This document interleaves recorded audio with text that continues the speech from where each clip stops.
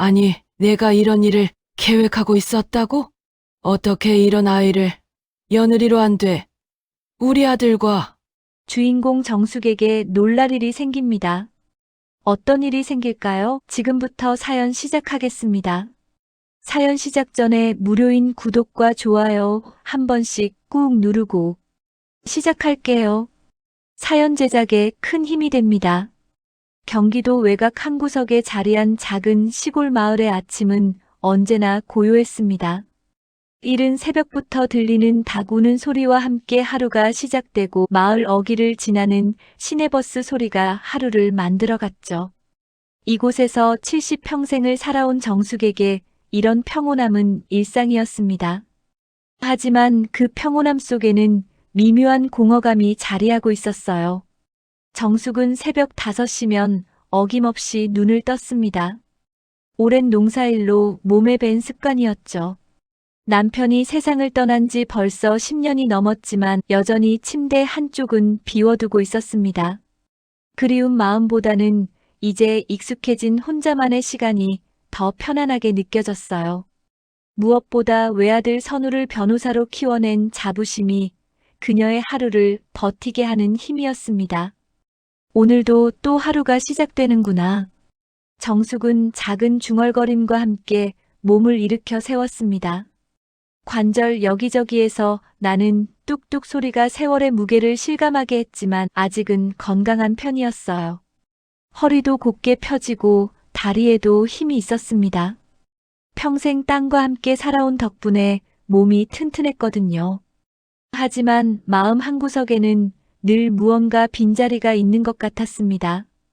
부엌에서 간단한 아침을 차려 먹으며 정숙은 창밖을 바라봤습니다. 작은 텃밭에는 배추와 무가 파릇파릇 자라고 있었고 고추와 깻잎도 제법 싱싱하게 올라왔어요.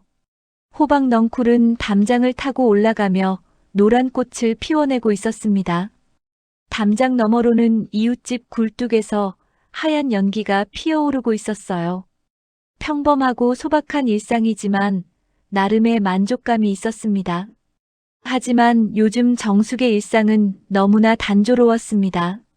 매일 반복되는 똑같은 일상이 때로는 지루하게 느껴지기도 했어요. 오전에는 텃밭에서 나무를 뜯어 장터에 나가 팔았습니다. 취나물, 고사리, 도라지, 더덕 같은 산나물들을 직접 캐서 말려두었다가 조금씩 내다 팔았어요. 많은 돈이 되는 건 아니지만 용돈 정도는 충분히 벌 수 있었습니다. 정숙이 언니, 오늘도 나물이 싱싱하네요. 그럼 새벽에 직접 뜯어온 거니까 당연하지. 농약도 안 쳤으니까 안심하고 드세요. 언니네 나물이 제일 맛있어요. 다른 데서 사면 맛이 영 다르더라고. 산에서 직접 캔 거라 그렇죠. 요즘 시중에 파는 건 다 농사 지은 거라 맛이 없어요. 단골 손님들과 주고받는 정겨운 대화가 하루의 활력소였습니다. 장터에서 만나는 사람들은 모두 오래된 이웃들이었고 서로의 안부를 묻고 소소한 일상을 나누는 것만으로도 충분히 즐거웠어요. 누구 집에 경사가 있었는지, 누가 아프다는 소식은 없는지, 누구네 손자가 취직했다는지 그런 이야기들이 마을의 소중한 소통이었습니다. 장사를 마친 오후에는 경로당에서 친구들과 화투를 쳤습니다. 할머니들끼리 모여 앉아 패를 돌리며 나누는 수다는 그 어떤 오락보다 재미있었어요. 고스톱 한 판에 10원, 20원씩 걸고 하는 거지만 승부욕은 만만치 않았습니다. 아이고, 또 정숙이가 이겼네. 손이 좋아도 너무 좋아. 운이 좋은 게 아니라 머리가 좋은 거지. 우리 선우가 정숙이 닮아서 머리가 좋아. 그런데 정숙아, 너희 선우는 언제 장가 갈 거냐? 이제 40이 넘었는데 말이야. 그러게 말이야. 변호사에서 뭐해? 혼자 늙어가는데. 친구들의 이런 말이 나올 때마다 정숙은 씁쓸한 미소를 지었습니다. 맞는 말이었거든요. 바로 그것이 요즘 정숙의 마음을 무겁게 하는 걱정이었습니다. 40이 넘도록 결혼을 미루고 있는 아들이 걱정스러웠어요. 변호사로서는 분명히 성공했습니다. 서울 강남에 사무실도 있고 경제적으로도 넉넉했어요.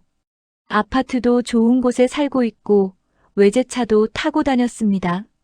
정숙으로서는 자랑스러운 아들이었어요. 가난한 농가에서 태어나 오직 공부만으로 성공한 선우를 볼 때마다 가슴이 뿌듯했거든요. 하지만 나이가 들어갈수록 좋은 배필을 만나기는 어려워질 텐데 말이에요. 우리 선우도 이제 결혼해서 가정을 꾸려야 할 텐데. 친구들 앞에서는 내색하지 않으려 했지만 혼자 있을 때면 자꾸 그런 생각이 들었습니다. 다른 집 아들들은 벌써 결혼해서 아이까지 낳았는데 선우만 혼자 지내고 있으니 속이 상했어요. 더욱이 요즘은 바쁘다는 핑계로 한 달에 한두 번 안부 인사차 들르는 것 외에는 얼굴 볼 기회도 없었습니다. 저녁 무렵 정숙은 혼자 앉아 텔레비전을 보고 있었습니다. 저녁 식사를 간단히 마치고 뉴스를 보다가 드라마로 채널을 돌렸어요. 드라마 속에서는 젊은 남녀가 사랑에 빠져 결혼하는 장면이 나오고 있었습니다. 하얀 웨딩드레스를 입은 신부와 턱시도를 차려입은 신랑의 모습이 참 행복해 보였어요. 그 모습을 보며 정숙은 또다시 아들 생각에 빠져들었습니다. 선우도 언젠가는 좋은 사람을 만나 행복하게 살 텐데 언제쯤일까요? 며느리와 함께 밥 먹고 명절에 온 가족이 모여 이야기꽃을 피우는 그런 날이 과연 올까요? 바로 그때였습니다. 현관문이 열리는 소리와 함께 익숙한 목소리가 들려왔어요. 어머니, 안 계세요? 선우야. 왜 이런 시간에? 저녁은 먹었어? 정숙은 반가운 마음에 벌떡 일어나 현관으로 달려갔습니다. 선우가 정장 차림으로 서 있었어요. 얼굴에는 평소보다 밝은 표정이 떠올라 있었습니다. 뭔가 좋은 일이 있었나 싶었어요. 저녁은 먹고 왔어요. 어머니, 잠깐 이야기할 게 있어서 왔습니다. 거실에 앉은 선우는 잠시 망설이는 듯 하더니 천천히 입을 열었습니다. 평소보다 조심스러운 말투였어요. 어머니, 제가 만나는 사람이 있습니다. 정숙의 눈이 번쩍 떠졌습니다. 드디어 아들이 좋은 사람을 만났다는 건가요? 가슴이 두근두근 뛰기 시작했습니다. 오랫동안 기다려온 소식이었어요. 정말이야? 어떤 사람인데? 나이는 몇 살이고 어디서 뭘 하는 사람이야? 예쁘고 착해? 차근차근 말씀드릴게요. 좋은 사람이에요. 이제 정식으로 인사드리고 싶어서 이렇게 찾아왔습니다. 시간 되실 때 한번 만나보시면 좋겠어요. 정숙의 얼굴에 환한 미소가 번졌습니다. 오랫동안 기다려온 순간이 드디어 찾아왔네요.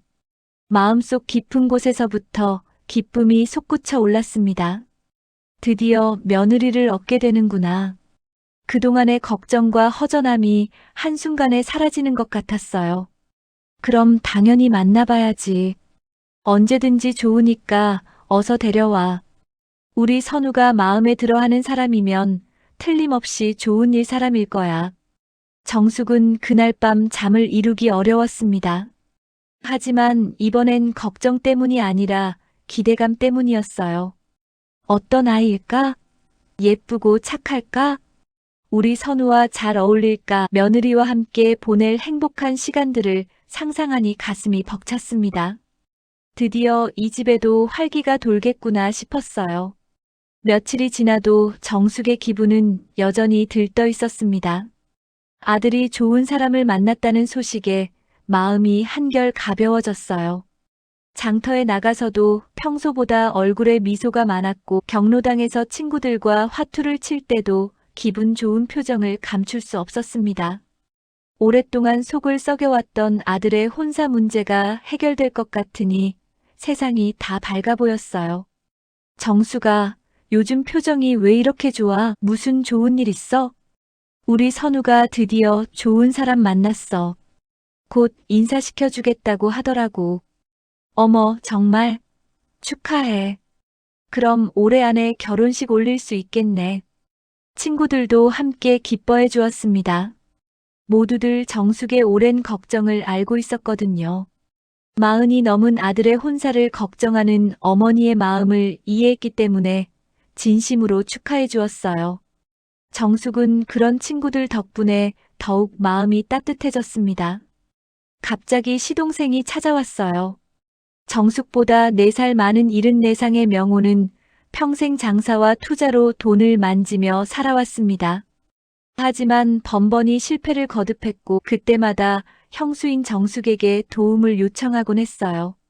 땅을 담보로 돈을 빌려달라고 하거나 사업 자금을 대달라고 하는 일이 한두 번이 아니었습니다. 정숙은 명호가 오는 것을 그리 달가워하지 않았습니다. 좋은 일로 찾아오는 경우가 거의 없었거든요.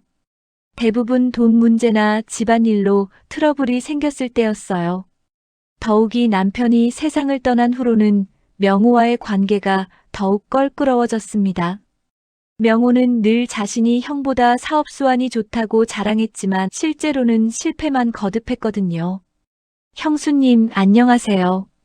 명호는 평소와 달리 어두운 표정으로 인사를 건넸습니다. 보통 때라면 큰 소리로 떠들썩하게 들어오는데 오늘은 뭔가 조심스러운 모습이었어요. 정숙은 이상한 예감이 들었습니다. 명호의 표정이 심상치 않았거든요. 어서 들어와요. 무슨 일이에요? 또 돈 문제는 아니겠죠? 아니에요, 형수님. 오늘은 다른 일로 왔습니다. 차 한 잔 마시면서 이야기해도 될까요? 명호의 말투도 평소보다 정중했습니다. 뭔가 중요한 이야기를 하려는 것 같았어요. 정숙은 차를 끓여주며 마음속으로 걱정이 커져갔습니다. 명호가 이렇게 조심스럽게 구는 것은 분명 심각한 일이 있기 때문일 거예요. 거실에 마주 앉은 명호는 한참 동안 말을 꺼내지 못했습니다. 찻잔을 들었다 놓았다 하면서 뭔가 고민하는 표정이었어요. 정숙은 점점 초조해졌습니다. 이런 식으로 뜸을 들이면 더 불안해지거든요. 무슨 말인지 어서 해봐요. 이렇게 뜸들이면 더 걱정된다고요. 형수님, 그게 제가 들은 얘기가 있는데 혹시 모르니까 미리 말씀드리는 겁니다. 명호는 여전히 머뭇거렸습니다. 하지만 정숙의 재촉에 결국 입을 열었어요. 얼굴에는 심각한 표정이 짙게 드리워져 있었습니다. 선우가 만나는 아가씨. 그 집안이 예전 우리 시댁 땅 문서 사건하고 관련이 있다고 하더라고요. 정숙의 얼굴이 순간 굳어졌습니다. 땅 문서 사건이라니 그게 무슨 말인가요? 시댁에 그런 문제가 있었나요? 정숙은 전혀 들어본 적이 없는 이야기였어요. 뭐라고요? 우리 시댁 땅 문서가 뭐 어떻다는 거예요? 형수님이 모르실 수도 있어요. 옛날 일이니까요. 하지만 제가 듣기로는 그 아가씨 집안이 우리 집안 땅을 두고 법적 분쟁을 벌였던 적이 있다고 하더군요. 명호의 말은 점점 구체적이 되어갔습니다. 하지만 정숙은 그런 일을 전혀 기억하지 못했어요. 남편이 살아있을 때도 그런 이야기를 들어본 적이 없었습니다. 시댁 땅은 대대로 내려온 것인데 무슨 분쟁이 있었다는 건지 이해할 수 없었어요. 그게 정말이에요? 우리 남편이 그런 말 한 적이 없는데 시댁 땅은 할아버지 때부터 우리 거였잖아요. 형제끼리는 모든 걸 다 이야기하지 않잖아요. 더욱이 형님 성격상 형수님 걱정시키기 싫어서 말씀만 하셨을 수도 있고요. 명호의 말에는 어떤 확신이 담겨 있었습니다. 마치 자신이 직접 확인한 사실인 양 말하고 있었어요. 정숙은 점점 불안해졌습니다. 정말 자신이 모르는 사이에 그런 일이 있었던 건 아닐까요? 그래서 지금 어떻다는 거예요? 그 일이 선우랑 무슨 상관이 있다고? 형수님, 생각해 보세요. 그런 집안 아가씨가 하필 우리 선우를 만나게 된 게 우연일까요? 혹시 처음부터 계획된 일은 아닐까요? 명호의 말은 정숙의 마음에 깊은 의심의 씨앗을 심었습니다.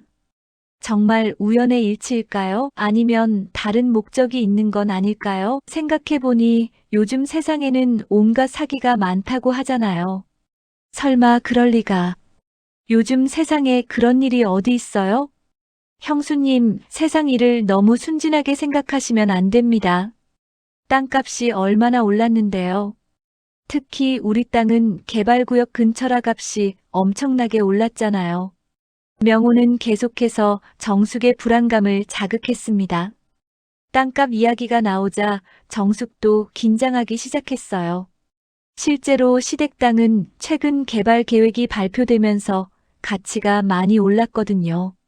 몇 년 전까지만 해도 그냥 농지였는데 이제는 억 단위의 가치를 가진 땅이 되었어요.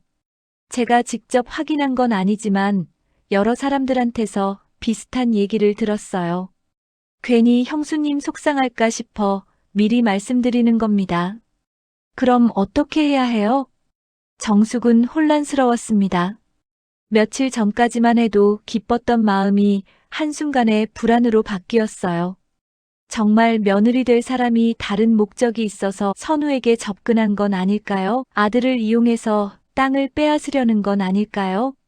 일단 조심해서 지켜보시는 게 좋을 것 같습니다. 성급하게 결론 내리지 마시고 그 아가씨가 어떤 사람인지 직접 알아보세요. 명호는 마지막까지 정숙의 마음을 흔들어 놓았습니다. 그리고는 형수님 건강 챙기시고 무슨 일 있으면 언제든 연락하세요라는 말을 남기고 돌아갔어요. 하지만 정숙의 마음에는 이미 깊은 의심의 씨앗이 심어진 후였습니다. 명호가 떠난 후 정숙은 혼자 앉아 깊은 생각에 잠겼습니다. 정말 그런 일이 가능할까요? 며느리 될 사람이 처음부터 계획을 가지고 선우에게 접근했을까요? 아니면 시동생이 괜한 걱정을 시키는 건 아닐까요?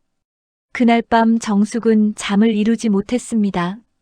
며칠 전까지의 기쁨은 온데간데 없고 온갖 걱정과 의심만 머릿속을 맴돌았어요. 침대에 누워서도 계속 뒤척이며 이런저런 생각을 했습니다. 혹시 정말 아들을 이용해 우리 땅을 노리는 건 아닐까? 정숙은 밤새 이런 생각을 반복했습니다. 명호의 말이 사실이라면 자신은 어떻게 해야 할까요? 아들의 행복을 위해서라도 진실을 확인해야 하는 것 아닐까요? 하지만 다른 한편으로는 명호의 말을 완전히 믿을 수 있을지도 의문이었어요. 새벽이 되어서야 정숙은 한 가지 결심을 했습니다. 직접 확인해 보겠다는 것이었어요. 아들을 통해서는 진실을 알기 어려울 것 같으니 다른 방법을 찾아야 했습니다. 밤새 뒤척이며 잠을 설친 정숙은 새벽이 되어서야 확실한 결심을 세웠습니다. 며느리가 될 박서연이 어떤 사람인지 직접 확인해 보겠다는 것이었어요. 명호의 말이 사실인지 거짓인지 알아봐야 했습니다. 아들의 행복이 걸린 문제인데 그냥 넘어갈 수는 없었거든요. 하지만 어떻게 알아볼까요? 선우에게 직접 물어보기에는 아직 때가 아닌 것 같았어요. 괜히 의심한다고 오해받을 수도 있고 만약 명호의 말이 거짓이라면 괜한 소동만 벌이는 셈이니까요. 그렇다면 다른 방법을 찾아야 했습니다. 며칠 후 우연히 마을 슈퍼마켓에서 들은 이야기가 정숙에게 기회를 주었습니다. 슈퍼마켓 사장 아줌마가 딸과 통화하는 소리를 우연히 듣게 된 것이었어요. 응, 우리 회사에서 청소 용역 아줌마들 새로 뽑는다고 하더라. 나이 제한도 없고 경력도 상관없다고 하니까 관심 있으면 지원해봐. 정숙의 귀가 번쩍 뜨였습니다. 혹시 그 회사가 서연이 다니는 곳일까요? 선우에게서 들은 바로는 서연이 대기업에 다닌다고 했는데 이 동네에서 제일 큰 회사라면 한 곳밖에 없었어요. 사장님, 혹시 어느 회사 얘기예요? 아, 정숙이 언니. 우리 딸이 다니는 태성그룹 말이에요. 본사 건물 청소하는 사람들 뽑는다더라고요. 태성그룹. 바로 서연이 다니는 회사였습니다. 정숙의 가슴이 뛰기 시작했어요. 이거야말로 서연을 가까이서 지켜볼 수 있는 기회가 아닐까요? 청소 일이라. 나이 많아도 괜찮다고 했어요? 네, 건강하기만 하면 나이는 상관없다고 하더라고요. 아침 일찍 출근해서 오전 중에 끝나니까 그리 힘들지도 않을 거예요. 정숙은 그날 저녁 혼자 앉아 심각하게 고민했습니다. 평생 농사일만 해온 자신이 대기업에서 청소 일을 한다는 게 말이 될까요? 더욱이 며느리가 될 사람을 몰래 감시한다는 게 떳떳하지도 않았어요. 하지만 아들의 미래가 걸린 문제였습니다. 만약 명호의 말이 사실이라면 서연이 처음부터 다른 목적을 가지고 선우에게 접근한 것일 수도 있어요. 그렇다면 이런 결혼은 막아야 하는 것 아닐까요? 내가 이렇게까지 해야 하나? 정숙은 한숨을 쉬었습니다. 하지만 다른 방법이 없었어요.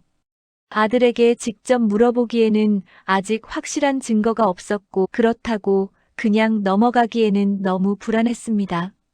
결국 정숙은 결심을 굳혔습니다. 태성그룹 청소 용역에 지원하기로 한 것이었어요. 며칠 뒤 정숙은 생전 처음으로 이력서라는 것을 써보았습니다. 학력란에는 초등학교 졸업이라고 적었고 경력란에는 농업에 종사했다고 썼어요. 면접 날 정숙은 평생 입어본 적 없는 정장을 입고 태성그룹 본사로 향했습니다. 높은 빌딩을 올려다보니 어지러울 정도였어요. 이런 곳에서 우리 선우의 미래 며느리가 일하고 있구나 싶었습니다. 면접은 생각보다 간단했습니다. 건강 상태와 근무 가능 시간을 확인하는 정도였어요. 정숙의 나이를 보고 면접관이 약간 놀라는 표정을 지었지만 건강해 보인다며 합격시켜 주었습니다. 월요일부터 출근하시면 됩니다. 새벽 5시 반까지 오셔서 9시까지 근무하시면 돼요. 드디어 정숙의 잠입 작전이 시작되는 순간이었습니다. 하지만 마음 한편으로는 죄책감이 들었어요. 이런 식으로 며느리가 될 사람을 의심하는 게 과연 옳은 일일까요? 첫 출근 날 아침 정숙은 새벽 4시에 일어나 준비를 했습니다.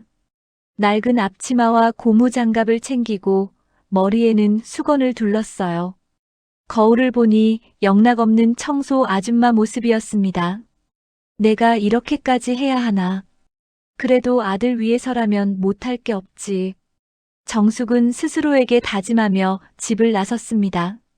버스를 2번 갈아타고 태성그룹 본사에 도착했을 때는 아직 캄캄한 새벽이었어요. 안녕하세요. 오늘부터 새로 들어온 김정숙입니다. 아, 네. 반갑습니다. 저는 반장 박미숙이에요. 오늘 하루는 제가 일 가르쳐 드릴게요. 반장 아줌마는 친절하게 정숙을 맞아주었습니다. 청소도구 사용법부터 시작해서 각 층별 담당 구역까지 자세히 설명해 주었어요. 15층부터 20층까지가 우리 담당이에요. 각 층마다 화장실, 복도, 사무실 순서로 청소하시면 됩니다. 정숙은 열심히 듣고 따라했습니다. 농사일로 단련된 몸이라 청소일 자체는 그리 어렵지 않았어요. 하지만 정작 중요한 것은 서연을 찾는 일이었습니다. 혹시 박서연이라는 분 아세요? 이 회사 직원인데. 정숙은 조심스럽게 반장에게 물어봤습니다. 혹시 의심받을까봐 걱정되었거든요. 아, 서연 씨요? 17층 기획팀에 계시죠? 왜 그래요? 아, 그냥 친구 딸이라고 해서요. 정숙은 얼른 둘러댔습니다. 다행히 반장은 별다른 의심을 하지 않는 것 같았어요. 17층. 정숙은 가슴이 뛰었습니다. 드디어 서연을 볼 수 있겠네요. 하지만 어떻게 자연스럽게 접근할까요? 청소를 시작한 지 1시간쯤 지났을 때 17층에서 첫 번째 직원들이 출근하기 시작했습니다. 정숙은 복도를 닦으면서 슬쩍슬쩍 사무실 안을 들여다봤어요. 그때였습니다. 엘리베이터에서 내린 한 여성이 정숙의 눈에 들어왔습니다. 키가 크고 단정한 차림의 여성이었어요. 나이는 30대 후반 정도로 보였고 얼굴은 화장을 했지만 자연스러웠습니다. 저 사람이 서연이일까? 정숙은 그 여성을 유심히 지켜봤습니다. 기획팀 사무실로 들어가는 것을 보니 맞는 것 같았어요. 첫인상은 나쁘지 않았습니다. 단정하고 차분해 보였거든요. 하지만 정숙은 겉모습만으로 판단하면 안 된다고 스스로에게 말했습니다. 명호가 말했듯이 겉으론 점잖아 보여도 속은 알 수 없는 일이니까요. 그날부터 정숙의 이중 생활이 시작되었습니다. 낮에는 평범한 시골 할머니였지만 새벽에는 대기업 청소부가 되어 서연을 몰래 관찰했어요. 서연의 하루 일과를 파악하는 것부터 시작했습니다.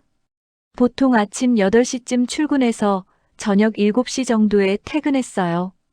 점심시간에는 동료들과 함께 구내식당에서 먹었고 회의가 있을 때는 회의실에서 프레젠테이션을 하기도 했습니다. 며칠 동안 지켜본 결과 서연은 성실하고 능력 있는 직원인 것 같았어요. 동료들과의 관계도 좋아 보였고 상사들에게도 인정받는 것 같았습니다. 정말 괜찮은 사람 같은데 명호 말이 틀렸나? 정숙은 점점 혼란스러워졌습니다. 지켜보면 볼수록 서연은 좋은 사람 같았거든요. 하지만 아직 단정하기에는 이르다고 생각했어요. 좀 더 지켜봐야 했습니다. 그러던 어느 날 정숙은 서연이 들고 다니는 서류 봉투를 발견했습니다. 회의실 청소를 하다가 책상 밑에 떨어진 것을 주웠는데 무게가 제법 나가는 것이 중요한 서류들이 들어있는 것 같았어요. 이게 뭘까? 정숙의 호기심이 발동했습니다. 혹시 이 안에 명호가 말한 땅 문서와 관련된 내용이 있을까요? 하지만 함부로 열어볼 수는 없었어요. 남의 서류를 몰래 보는 것은 명백한 범죄니까요. 결국 정숙은 서류 봉투를 원래 자리에 그대로 놔두었습니다. 하지만 마음속으로는 계속 그 봉투가 신경 쓰였어요. 혹시 정말 중요한 단서가 그 안에 있는 건 아닐까요? 청소 일을 시작한 지 일주일이 지나면서 정숙은 점점 태성그룹의 일과에 익숙해졌습니다. 새벽 5시 반에 출근해서 9시까지 청소하는 일이 처음에는 힘들었지만 농사일로 단련된 체력 덕분에 금세 적응할 수 있었어요. 무엇보다 서연을 가까이서 관찰할 수 있다는 것이 정숙에게는 큰 동기부여가 되었습니다.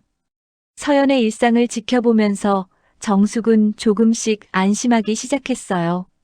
서연은 매일 정시에 출근해서 성실하게 일했고 동료들과도 원만한 관계를 유지하고 있었습니다. 점심시간에 나누는 대화를 들어보니 업무와 관련된 이야기가 대부분이었고 가끔 드라마나 영화 얘기를 하기도 했어요. 평범한 직장 여성의 모습 그 자체였습니다. 시동생이 헛소리를 한 건가? 정숙은 점점 그런 생각이 들었습니다. 지켜보면 볼수록 서연은 진실하고 착한 사람 같았거든요. 혹시 시동생 명호가 괜한 의심을 부추긴 건 아닐까요? 하지만 그런 생각을 하던 바로 그날 밤 정숙에게 결정적인 순간이 찾아왔습니다. 평소보다 일이 많아서 야근을 하게 된 것이었어요. 보통은 9시면 모든 청소가 끝나지만 그날은 회의실 몇 개에서 늦은 회의가 있어서 추가 청소가 필요했습니다. 정숙 씨, 오늘 좀 늦게까지 남아주실 수 있어요? 18층 회의실 청소가 남았거든요.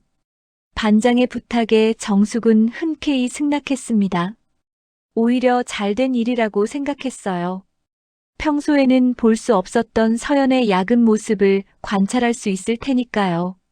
저녁 9시가 넘어서야 18층 회의실 청소가 시작되었습니다. 대부분의 직원들은 퇴근했지만 몇몇 사람들은 아직 남아서 일하고 있었어요. 그 중에 서연도 있었습니다. 정숙은 조용히 회의실 청소를 시작했습니다. 의자를 정리하고 테이블을 닦으면서 슬쩍슬쩍 복도를 내다봤어요. 서연이 자리에서 무엇을 하고 있는지 궁금했거든요. 회의실 청소를 마치고 복도로 나온 정숙은 깜짝 놀랐습니다. 서연이 책상에 앉아 뭔가 중요해 보이는 서류들을 살펴보고 있었거든요. 그런데 그 서류들 중에 정숙의 눈에 익숙한 것이 보였습니다. 저건 땅 문서. 정숙의 심장이 빠르게 뛰기 시작했습니다. 서연이 보고 있는 서류 중 하나가 분명히 토지 관련 문서 같았어요. 거리가 멀어서 정확히 볼 수는 없었지만 맞는 것 같아 보였습니다. 정숙은 최대한 자연스럽게 복도 청소를 하면서 서연 쪽으로 조금씩 다가갔습니다. 들키지 않으려고 조심스럽게 움직였어요. 조금 더 가까이 가서 보니 서연의 책상 위에는 정말로 토지 관련 서류들이 펼쳐져 있었습니다. 지적도, 등기부등본, 그리고 뭔가 법무 관련 서류들까지. 정숙의 불안감이 점점 커져갔어요. 정말 우리 땅과 관련된 건가? 정숙은 가슴이 두근거렸습니다. 명호의 말이 사실이었던 건 아닐까요? 서연이 정말로 선우 가족의 땅을 노리고 있는 건 아닐까요? 더욱 충격적인 것은 그 다음이었습니다. 서연이 책상 서랍에서 뭔가를 꺼내더니 그것을 서류와 함께 봉투에 넣기 시작한 것이었어요. 그 봉투는 며칠 전 정숙이 회의실에서 본 바로 그 봉투였습니다. 정숙은 숨을 죽이고 지켜봤습니다. 서연이 봉투를 가방에 넣고 자리를 정리하는 모습이 왠지 은밀해 보였어요. 마치 누구에게도 들키면 안 되는 일을 하는 것처럼 말이에요. 그때 서연이 갑자기 고개를 들어 정숙 쪽을 봤습니다. 정숙은 깜짝 놀라 얼른 청소에 집중하는 척했어요. 혹시 들켰나 싶어 가슴이 철렁했습니다. 수고하세요. 서연이 정숙에게 인사를 건네며 지나갔습니다. 정숙은 어색하게 고개를 숙여 인사를 받았어요. 서연의 표정에서는 별다른 의심의 기색을 찾을 수 없었지만 정숙의 마음은 복잡했습니다. 서연이 엘리베이터를 타고 내려간 후 정숙은 서연이 앉았던 자리를 살펴봤습니다. 혹시 뭔가 단서가 남아있을까 싶어서였어요. 하지만 책상은 깨끗하게 정리되어 있었고 중요한 서류들은 모두 사라진 상태였습니다. 그런데 정확히 그때 정숙은 책상 밑에서 뭔가를 발견했습니다. 서연이 서류를 정리하면서 떨어뜨린 것 같았어요. 정숙은 조심스럽게 그것을 주워들었습니다. 이게 뭐지? 그것은 몇 장의 복사된 서류였습니다. 정숙이 그 서류를 펼쳐보는 순간 온몸에 전율이 흘렀어요. 거기에는 낯익은 주소와 집번이 적혀 있었거든요. 바로 시댁 땅의 주소였습니다. 정숙의 손이 부들부들 떨렸습니다. 서류를 자세히 보니 토지 등기부등본의 복사본이었어요. 그리고 그 밑에는 법무법인의 로고가 찍힌 공문서도 있었습니다. 이럴 수가. 정말 우리 집안을 노리고 있었던 거야? 정숙은 충격에 빠졌습니다. 시동생의 말이 사실이었던 것 같았어요. 서연이 정말로 선우 가족의 땅과 관련된 뭔가를 계획하고 있었던 거예요. 하지만 정확히 무엇을 계획하고 있는지는 알 수 없었습니다. 서류의 내용이 법률 용어로 되어 있어서 정숙이 이해하기 어려웠거든요. 그래도 한 가지는 확실했어요. 서연이 선우를 만나기 전부터 이미 그들 가족의 땅에 대해 알고 있었다는 것이었습니다. 정숙은 서류를 다시 원래 자리에 놓았습니다. 가져가고 싶었지만 그러면 서연이 눈치챌 수 있었거든요. 대신 중요한 내용들을 기억해 두기로 했어요. 집으로 돌아가는 버스 안에서 정숙은 머릿속이 복잡했습니다.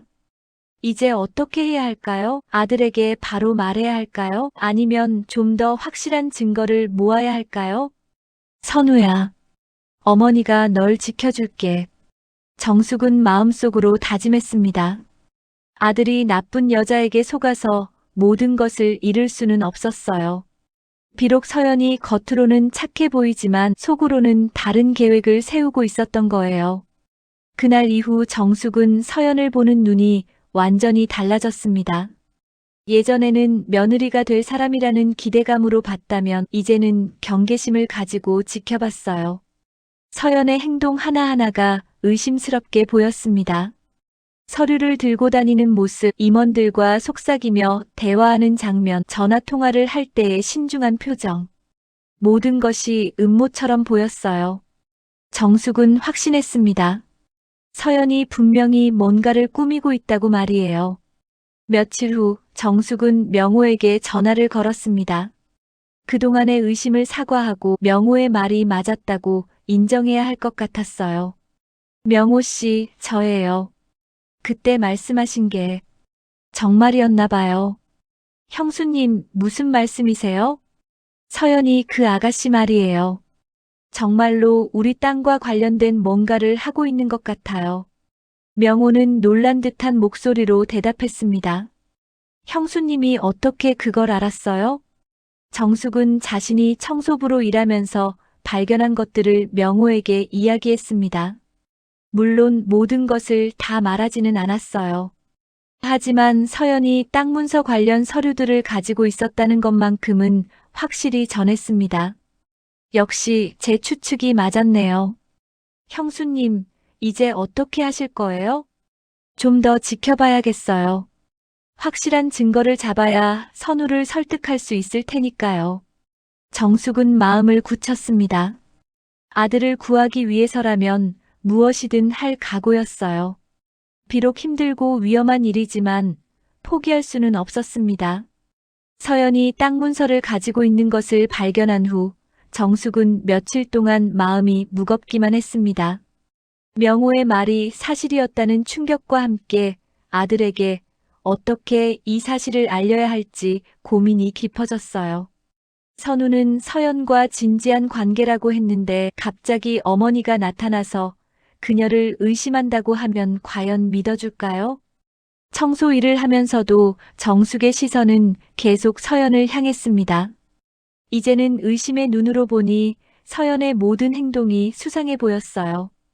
동료들과 대화할 때도 뭔가 은밀한 이야기를 나누는 것 같았고 전화를 받을 때도 목소리를 낮추는 것이 의심스러웠습니다. 특히 서연이 자주 법무팀과 연락을 취하는 것을 보며 정숙의 확신은 더욱 강해졌어요. 분명히 법적인 문제와 관련된 뭔가를 준비하고 있는 게 틀림없었습니다. 정숙은 가슴이 답답했어요. 우리 선우가 완전히 속고 있구나. 그런데 며칠 후 정숙에게 예상치 못한 일이 벌어졌습니다. 평소처럼 17층 복도를 청소하던 중 서연이 상사와 대화하는 소리를 우연히 듣게 된 것이었어요. 서연의 목소리가 평소보다 진지하고 단호했습니다. 정숙은 청소하는 척하면서 귀를 기울였습니다. 혹시 땅 문서와 관련된 이야기가 나올까 싶었거든요. 부장님, 이거는 정말 신중하게 처리해야 합니다. 서연의 목소리였습니다. 정숙은 손을 멈추고 집중해서 들었어요. 서연 씨, 회사 입장에서는 이익이 되는 일인데 왜 그렇게 반대하는 거야? 상사로 보이는 남자의 목소리가 들렸습니다. 뭔가 의견 충돌이 있는 것 같았어요. 부장님, 이익도 중요하지만 도덕적인 문제도 생각해야 하지 않을까요? 이 땅 문서는 원래 주인에게 돌려드려야 합니다. 정숙의 귀가 번쩍 뜨였습니다. 땅 문서 이야기가 나왔어요. 하지만 서연의 말은 정숙이 예상했던 것과는 달랐습니다. 원래 주인에게 돌려드린다고? 서연 씨, 우리가 왜 그런 손해를 감수해야 하는 거야? 부장님, 이건 손해가 아니라 정의의 문제입니다. 이 땅은 부당하게 빼앗긴 것이에요. 우리가 그 사실을 알고 있으면서도 모른 척할 수는 없습니다. 정숙은 깜짝 놀랐습니다. 서연이 땅을 빼앗으려는 게 아니라 원래 주인에게 돌려주려고 한다는 건가요? 그럼 정숙이 지금까지 오해하고 있었던 건 아닐까요? 서연 씨 말도 일리는 있지만 현실적으로 생각해봐. 회사도 이익을 추구해야 하는 거 아니야? 부장님, 단기적인 이익보다는 장기적인 신뢰가 더 중요하다고 생각합니다. 잘못된 일에 손을 대면 나중에 더 큰 문제가 될 수 있어요. 서연의 목소리에는 확고한 신념이 담겨 있었습니다. 정숙은 혼란스러웠어요. 지금까지 서연을 나쁜 사람이라고 생각했는데 오히려 옳은 일을 하려고 노력하는 것 같았거든요. 그럼 서연 씨가 직접 그 집안에 연락해서 상황을 설명해 볼까? 네, 그게 좋겠습니다. 반드시 진실을 바로 잡아야 합니다. 대화가 끝나고 두 사람이 헤어진 후 정숙은 그 자리에 멍하니 서 있었습니다. 머릿속이 완전히 뒤죽박죽이 되었어요. 지금까지 자신이 완전히 잘못 생각하고 있었던 건 아닐까요? 뭐야? 우리 걸 빼앗으려는 게 아니라 되돌려주려는 거였다고? 정숙은 가슴이 복잡해졌습니다. 그렇다면 서연은 나쁜 사람이 아니라 오히려 정의로운 사람이었던 거예요. 땅 문서를 가지고 있었던 것도 빼앗으려는 게 아니라 원래 주인을 찾아주려는 것이었고요. 하지만 여전히 의문은 남았습니다. 그렇다면 명호는 왜 거짓말을 했을까요? 그리고 정말로 그 땅이 부당하게 빼앗긴 것이라면 누가 빼앗은 걸까요? 정숙은 서둘러 청소를 마치고 집으로 돌아갔습니다. 혼자 있는 시간이 필요했어요. 지금까지의 상황을 차근차근 정리해봐야 했습니다. 집에 도착해서 정숙은 차를 한 잔 끓여놓고 생각에 잠겼습니다. 서연의 대화를 다시 떠올려 보니 분명히 누군가가 부당하게 그 땅을 차지하고 있다는 이야기였어요. 그런데 그게 누구일까요? 혹시 명호? 갑자기 불길한 예감이 들었습니다. 시동생 명호가 처음에 서연에 대해 이상한 소문을 퍼뜨린 것도 의심스러웠고 유독 그 땅 이야기에 민감하게 반응했던 것도 이상했어요. 정숙은 남편이 살아있을 때의 일들을 차근차근 떠올려 봤습니다. 시댁 땅과 관련해서 명호와 갈등이 있었던 적이 있었나요? 남편은 워낙 말이 없는 사람이라 집안일을 자세히 이야기하지 않았지만 가끔 명호 때문에 골머리를 앓는 모습을 보이기도 했어요. 그때 시동생이 뭔가 문제를 일으켰던 건 아닐까? 생각해보니 남편이 세상을 떠나기 몇 년 전 명호가 사업 실패로 큰 빚을 졌을 때가 있었어요. 그때 명호가 형에게 도움을 요청했고 시댁 땅을 담보로 돈을 빌려달라고 했었죠. 남편은 그때 크게 화를 냈었어요. 조상 대대로 내려온 땅을 함부로 담보로 잡을 수 없다면서 말이에요. 하지만 결국에는 동생을 도와주기로 했었는데 설마 그때 명호가 뭔가 잘못된 일을 했던 건 아닐까? 정숙의 의심이 점점 커져갔습니다. 만약 명호가 그때 부정한 방법으로 땅 문서를 조작했다면 그리고 이제 그 사실이 드러날까봐 서연을 의심받게 만든 건 아닐까요? 그날 저녁 정숙은 선우에게 전화를 걸었습니다. 직접적으로 묻기는 어려웠지만 서연에 대해 좀 더 알아보고 싶었어요. 선우야, 서연이가 어떤 일을 하는 사람이라고 했지? 어머니, 왜 갑자기 그런 걸 물어보세요? 기획팀에서 일한다고 말씀드렸잖아요. 그냥 궁금해서. 착한 사람 같아?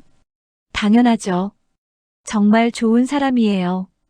어머니도 만나보시면 금방 마음에 드실 거예요. 선우의 목소리에는 서연에 대한 진심 어린 애정이 느껴졌습니다. 정숙은 마음이 복잡했어요. 서연이 정말 좋은 사람이라면 지금까지 자신이 한 일이 너무 부끄러웠거든요. 그럼 빨리 만나게 해줘. 어머니가 직접 확인해보고 싶으니까. 네, 어머니. 조만간 시간 맞춰서 인사드리도록 할게요. 전화를 끊은 후 정숙은 깊은 한숨을 쉬었습니다. 이제 어떻게 해야 할까요? 서연이 좋은 사람이라면 지금까지의 의심을 사과해야 하는 건 아닐까요? 하지만 아직 확실하지 않았습니다. 좀 더 지켜봐야 진실을 알 수 있을 것 같았어요. 특히 명호의 역할에 대해서는 더 자세히 알아봐야 했습니다. 정숙은 마음을 다잡았습니다. 진실이 무엇인지 확실히 알아내야 해요. 아들의 행복이 걸린 문제이니까 성급하게 결론 내릴 수는 없었습니다. 서연이 착한 사람일지도 모른다는 생각에 잠시 마음이 누그러졌던 정숙이었지만 여전히 확신을 갖기는 어려웠습니다. 며칠 동안 계속 고민하며 청소 일을 하는데 서연을 보는 시각이 조금씩 달라지기 시작했어요. 예전에는 의심스럽게만 보였던 행동들이 이제는 성실하고 책임감 있는 모습으로 보였습니다. 서연은 매일 일찍 출근해서 늦게까지 일했고 동료들과도 화목하게 지냈어요. 점심시간에 나누는 대화를 들어보니 업무 개선 방안이나 고객 서비스 향상에 대한 이야기가 많았습니다. 특히 불의를 보면 참지 못하는 성격인 것 같았어요. 정말 좋은 아가씨인 것 같은데. 정숙은 점점 서연에게 호감을 갖기 시작했습니다. 만약 서연이 정말로 선우와 진심으로 만나고 있다면 이런 며느리를 얻는 것도 나쁘지 않을 것 같았어요. 착하고 성실한 데다가 정의감까지 강하니까요. 하지만 그런 마음의 변화도 잠시였습니다. 바로 그날 저녁 명호가 다시 정숙의 집을 찾아왔거든요. 이번에는 평소보다 더욱 심각한 표정이었습니다. 형수님, 안녕하세요. 오늘은 정말 중요한 이야기가 있어서 왔습니다. 명호의 목소리에는 긴장감이 담겨 있었어요. 정숙은 불안한 마음으로 명호를 맞이했습니다. 혹시 서연과 관련해서 또 다른 소식을 들고 온 건 아닐까요? 무슨 일이에요? 그렇게 심각한 표정으로. 형수님, 아직도 그 아가씨를 믿으십니까? 제가 듣자 하니 상황이 더욱 심각해졌다고 하던데요. 명호는 거실에 앉자마자 바로 본론을 꺼냈습니다. 정숙은 가슴이 다시 불안해지기 시작했어요.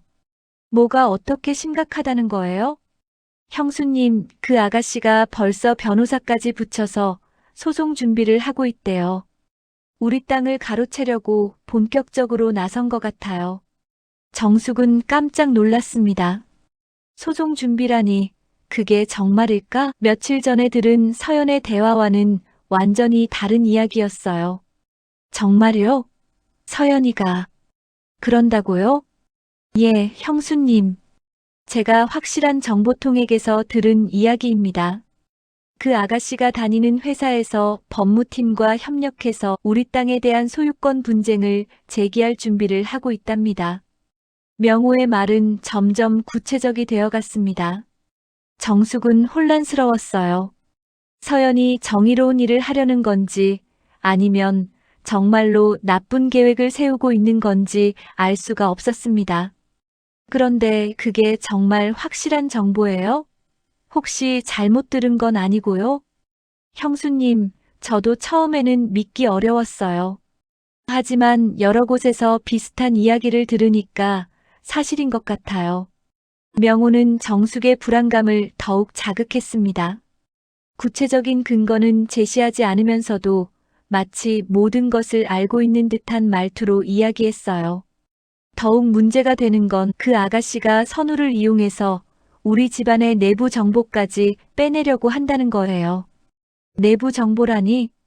땅 관련 서류들, 가족관계, 재산 현황 같은 것들 말이에요. 선우가 변호사니까 그런 정보에 접근하기 쉽잖아요. 정숙은 점점 불안해졌습니다.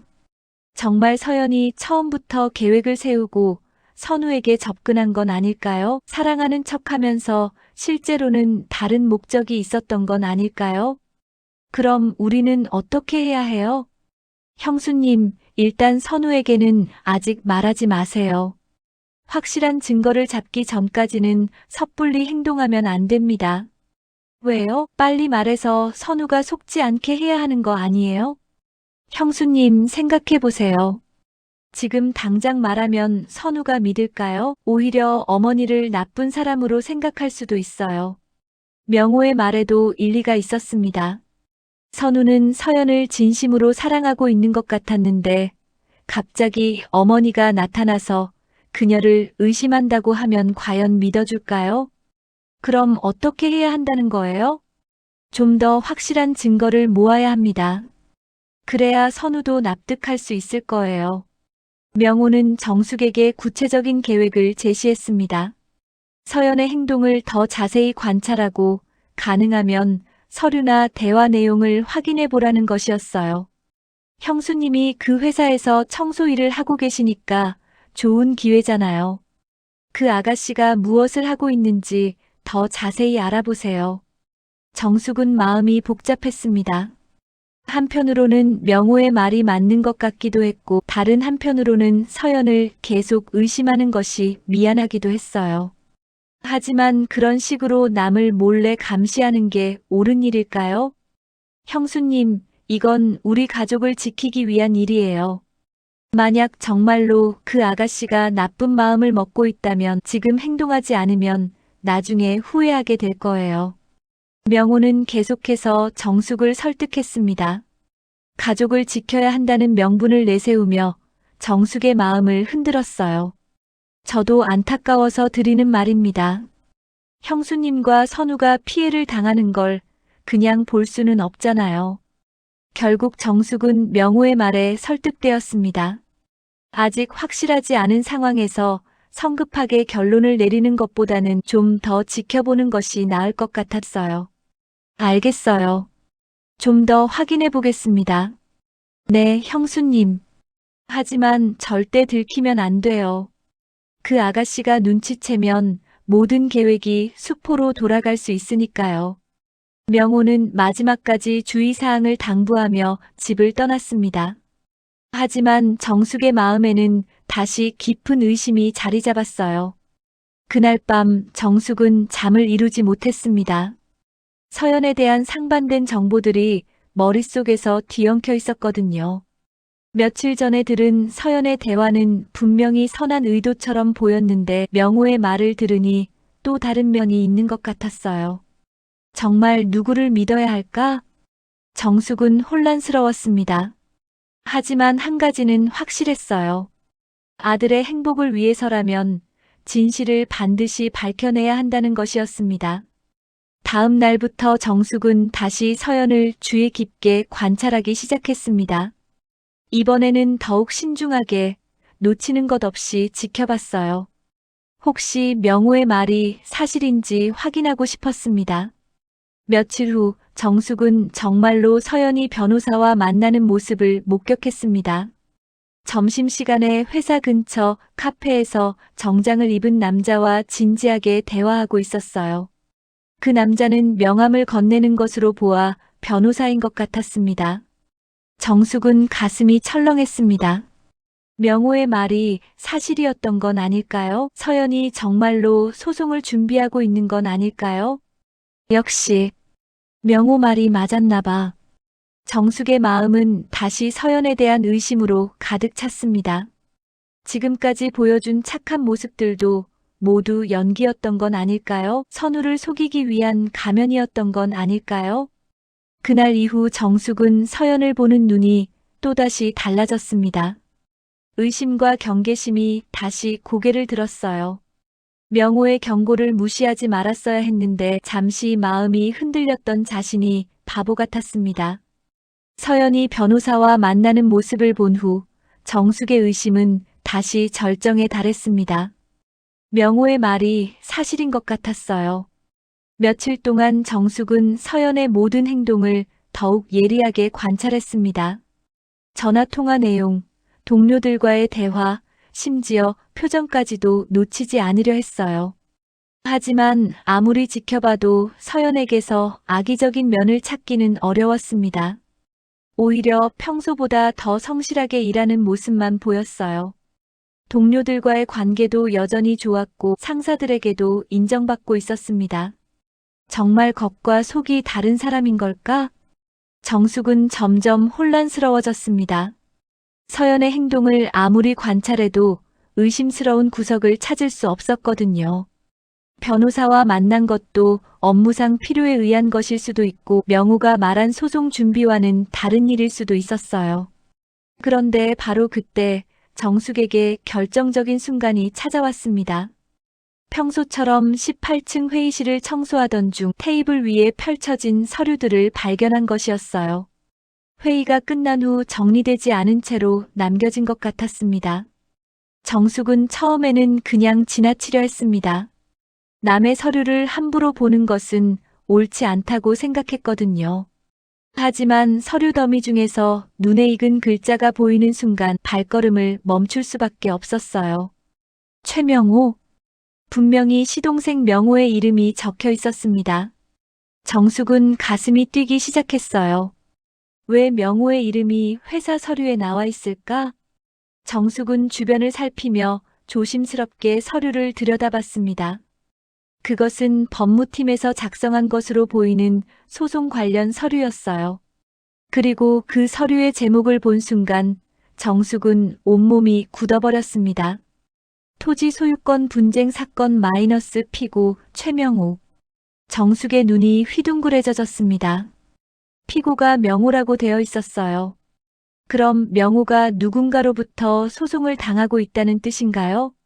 정숙은 손이 떨리면서도 서류를 계속 읽어나갔습니다.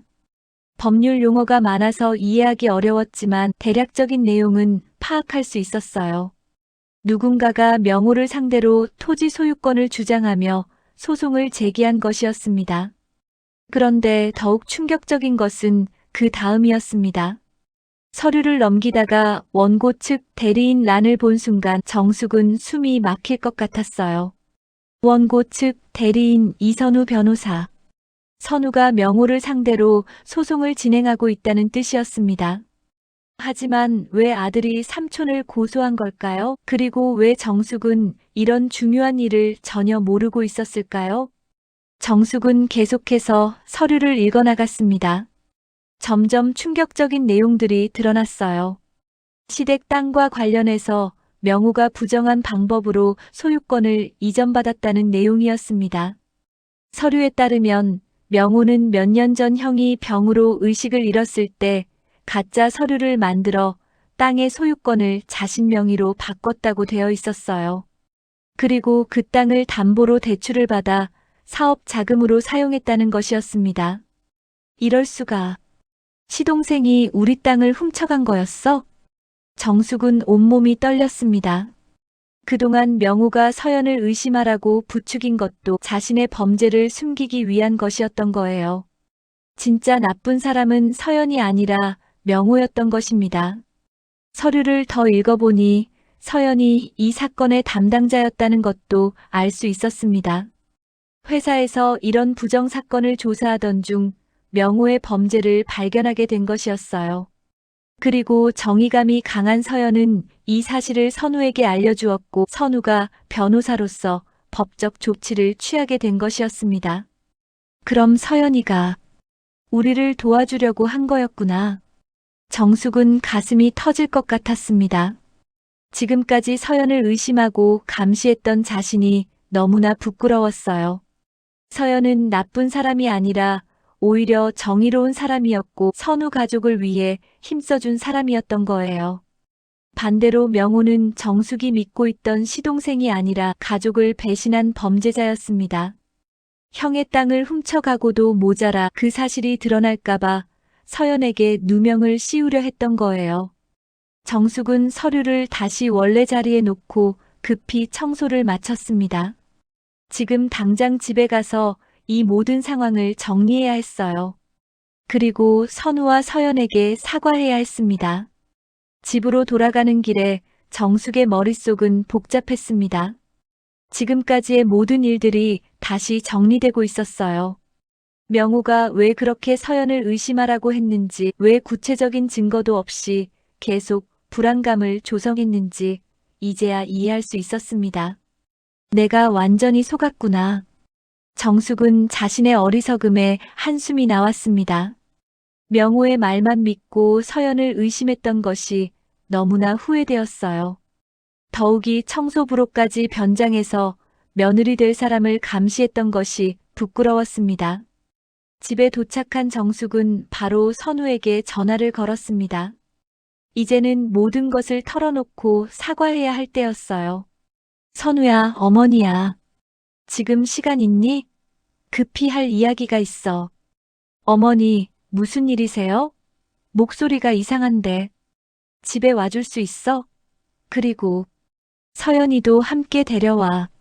서연이도요? 어머니, 혹시 무슨 일이 있으신 건 아니죠? 응, 중요한 이야기가 있어. 어서 와. 전화를 끊은 후 정숙은 깊은 한숨을 쉬었습니다. 이제 모든 진실을 털어놓아야 했어요.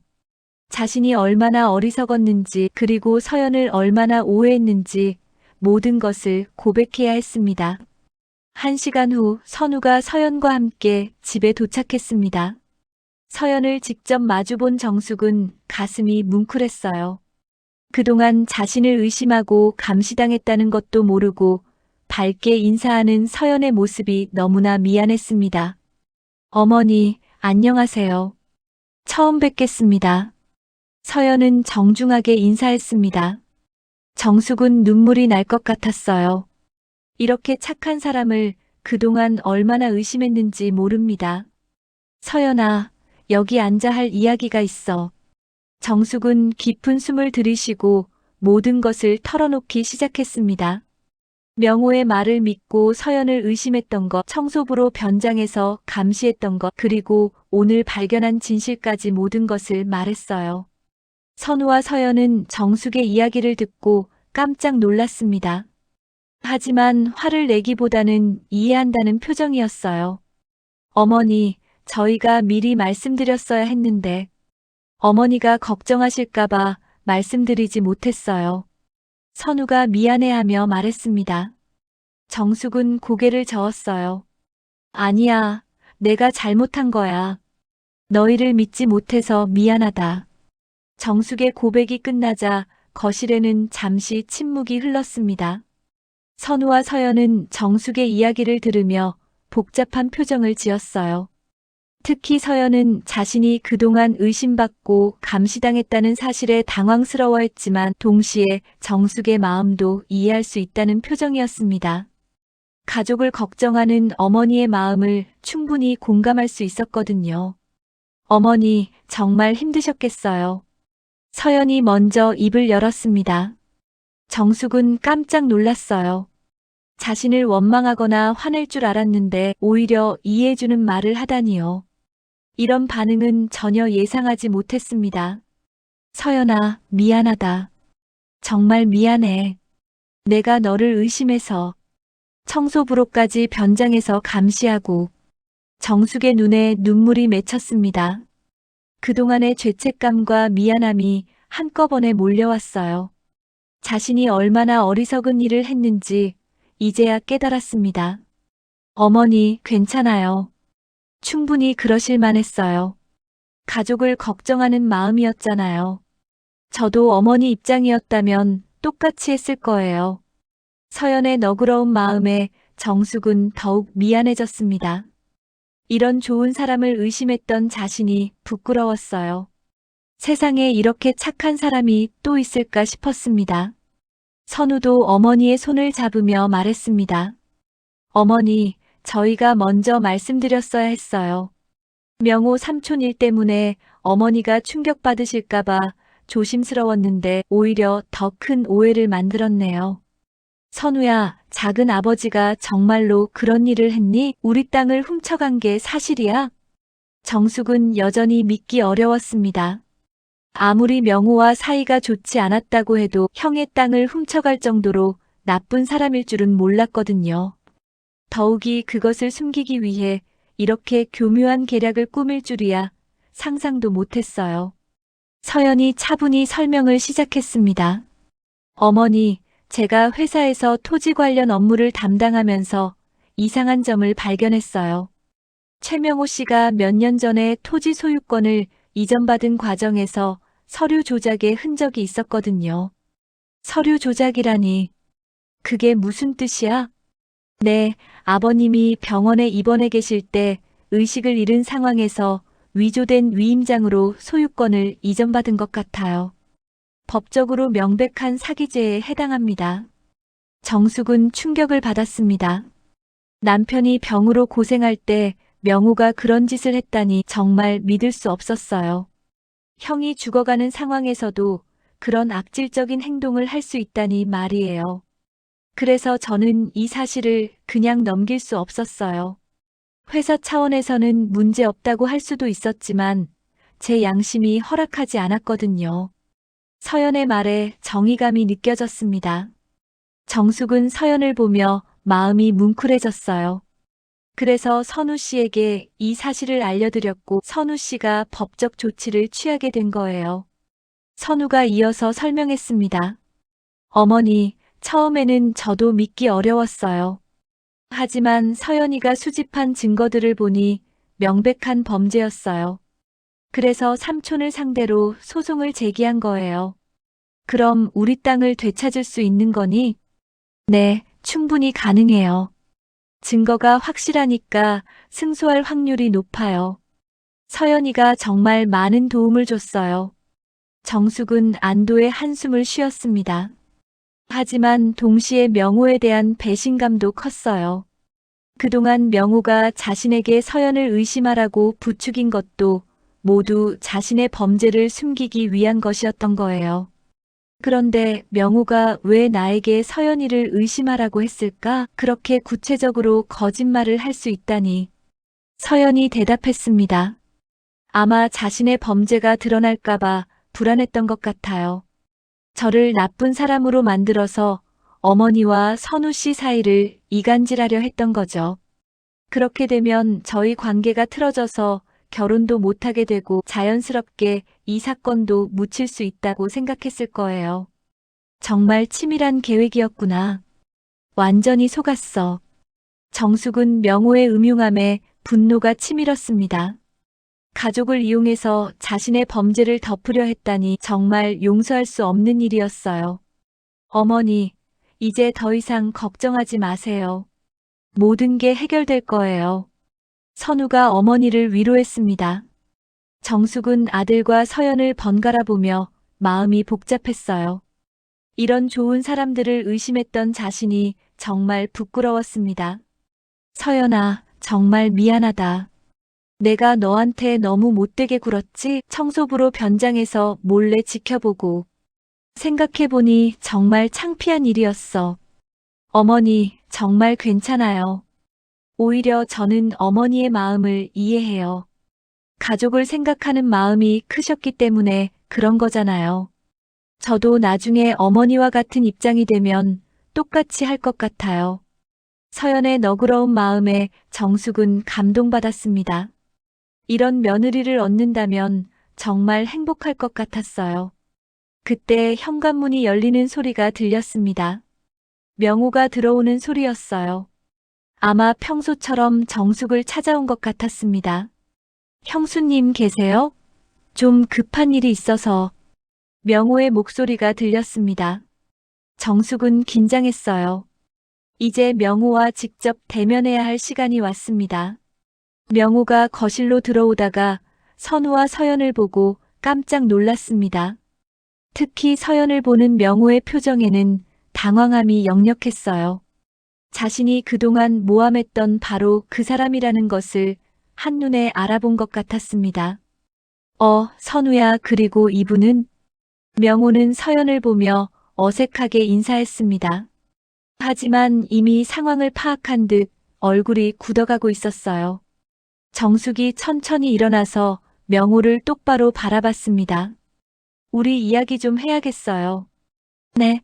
무슨 이야기요? 명호는 여전히 상황을 파악하지 못하는 척했습니다. 하지만 얼굴에는 이미 불안함이 드러나고 있었어요. 시댁 땅 이야기요. 당신이 훔쳐간 그 땅 말이에요. 정숙의 단호한 말에 명호의 얼굴이 하얗게 질렸습니다. 더 이상 숨길 수 없다는 것을 깨달은 것 같았어요. 형수님, 그게 무슨 말씀이세요? 저는 그만해요. 이제 다 알고 있어요. 당신이 형님 몰래 땅 문서를 조작해서 훔쳐간 것도, 그리고 그 사실을 숨기려고 서연이를 나쁜 사람으로 만들려고 한 것도 말이에요. 명호는 더 이상 변명할 수 없었습니다. 모든 것이 들통난 상황에서 할 수 있는 말이 없었어요. 형수님, 저는 그저 사정이 있었어요. 됐습니다. 이제 법정에서 해결하죠. 선우가 단호하게 말했습니다. 명호는 고개를 숙이고 아무 말도 하지 못했어요. 결국 꼬리를 내리고 집을 떠났습니다. 명호가 떠난 후 정숙은 서연에게 다가가 두 손을 잡았습니다. 서연아, 정말 고마워. 내가 없었다면 내가 계속 속았을 거야. 그리고 미안해. 내가 너무 의심했어. 어머니, 당연한 일을 했을 뿐이에요. 이제 정말 가족이 된 기분이에요. 정숙은 서연을 꼭 안아주었습니다. 그동안의 오해와 의심이 모두 사라지고 진정한 가족이 된 것 같은 기분이었어요. 이제 정말 우리 가족이 됐구나. 앞으로는 내가 널 진짜 딸처럼 사랑할게. 선우도 어머니와 서연이 화해하는 모습을 보며 미소 지었습니다. 그동안의 복잡했던 상황이 모두 해결되고 이제 진정한 행복을 찾을 수 있을 것 같았어요. 어머니, 저희 곧 결혼식 날짜 정하려고 해요. 어머니가 직접 준비해 주실 수 있을까요? 그럼 당연하지. 우리 아들 며느리 결혼식은 내가 직접 준비해야지. 정숙의 얼굴에 환한 미소가 번졌습니다. 오랫동안 기다려온 행복한 순간이 드디어 찾아온 것 같았어요. 잘못된 소문과 오해로 시작된 갈등은 진실을 밝히며 마침내 화해와 새로운 가족의 탄생으로 막을 내렸습니다. 오늘 사연 어떠셨나요? 다음에 더 재미있는 사연 가지고 오겠습니다. 힘이 되는 구독과 좋아요 버튼 한 번씩 꾹 눌러주세요. 감사합니다.